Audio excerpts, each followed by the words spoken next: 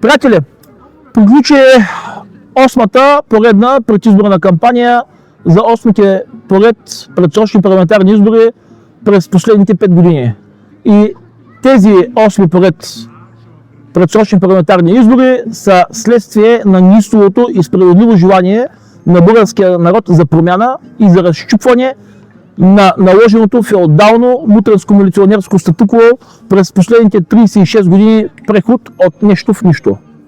Сега, на прага на 8-те предсрочни парламентарни избори, зад колисието, което се подигра, което се изгаври с българския народ, предлагайки му подмяна, а не промяна през изминалите години, отново предлага подмяна.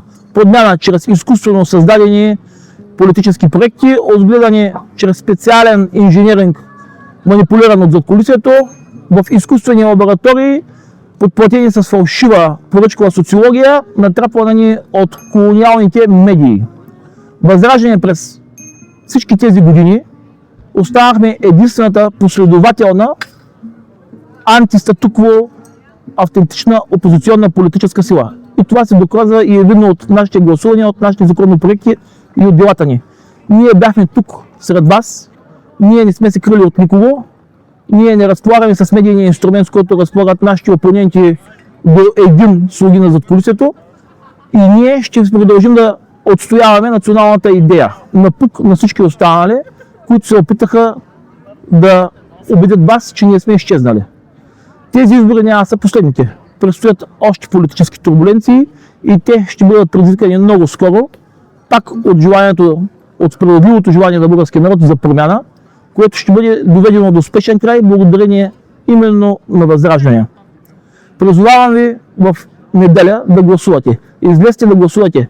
Упражнете своето право на глас, упражнете го с машина, приложите машинното гласуване, защото именно чрез машинното гласуване се изключва всякаква възможност за механично увреждане на вашите бюлетини, за опоручаване на упражнения от вас вод, и с именно машинното гласуване се неутрализира до голяма степен купеният вод. Но след като гласувате, сравнете и отрязъците от машината, които показват как се гласували. Призовавам ви да запазите спокойствие, да не се влияете от поръчкови социологии, да не се влияете от платени интервюта, да останете сами със себе си, да разсъждавате и да помислите кое е добро за вас, за вашите деца, за вашите внуци, за да има утре България. Ние от Възраждане няма да ви подведем.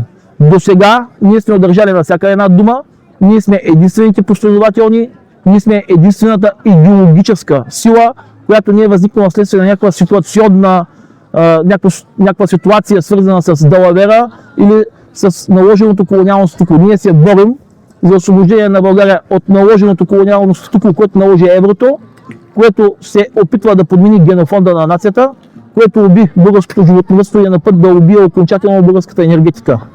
Запазете се с кораж, запазете вяра в себе си и да живее България!